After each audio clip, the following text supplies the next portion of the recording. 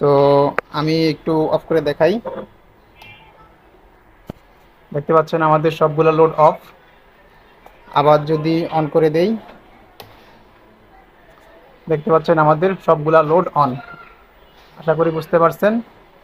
আমাদের ইনভার্টারের ব্যাকআপ সম্পূর্ণ ওকে আছে। তো আমি এখন মেইনসটা দিয়ে দিব। হ্যাঁ, মেইনসটা দিয়ে দিলাম। দেখছেন মেইনস পাওয়ার সাথে সাথে ইনভার্টারটা আমাদের এই রেড সিগন্যাল হয়ে গেছে, মানে মেইনস ঢুকছে এবং চার্জিং ধরছে। তো এখন 12.8 আছে। 12.8 আছে, কত অ্যাম্পিয়ারে চার্জ হচ্ছে সেটা আমি একটু দেখব।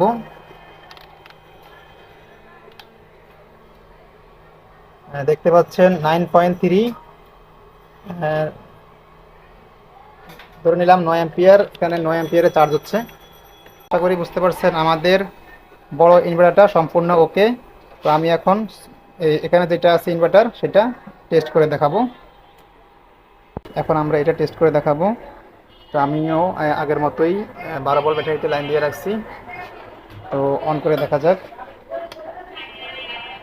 দেখতে পাচ্ছেন 220 ভোল্ট, সরি এখানে 30 ভোল্ট আউটপুট এবং ব্যাটারি ভোল্টেজ আছে 12.7।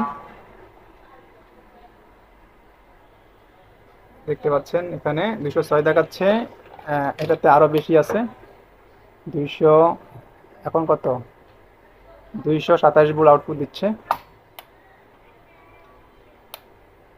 আমরা এখানে 600 ওয়াট লোড দিয়েছি আগের মতো। তো লোডটা কি আসলে ইনভার্টার থেকে চলতেছে কিনা সেটা একটু দেখাই।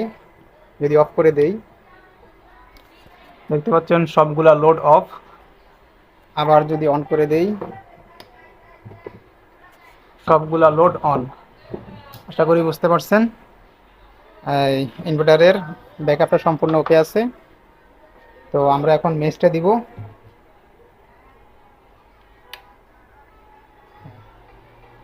মেন দিছি। আমাদের ব্যাটারি ভোল্টেজ অলরেডি 13 হয়ে গিয়েছে। নেক্সট আসলে আমাদের এই বাতিটা জ্বলে 13.2 ভোল্ট হয়েছে। এমনকি এখানে দেখাচ্ছে আগের মতোই 9.4 অ্যাম্পিয়ারে চার্জ হচ্ছে। আশা করি বুঝতে পারছেন।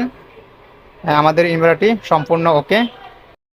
তো আপনারা যারা সার্ভিস করাতে চাচ্ছেন, আমাদের হোয়াটসঅ্যাপ নাম্বার দেওয়া রয়েছে। আমাদের হোয়াটসঅ্যাপ নাম্বারে যোগাযোগ করে মালগুলো পাঠাতে পারেন। ইনশাল্লাহ ভালো সার্ভিস পাবেন। তো দেখা হবে নতুন কোনো ভিডিওতে। সেই পর্যন্ত সকলেই সুস্থ থাকুন, ভালো থাকুন। আল্লাহ হাফেজ।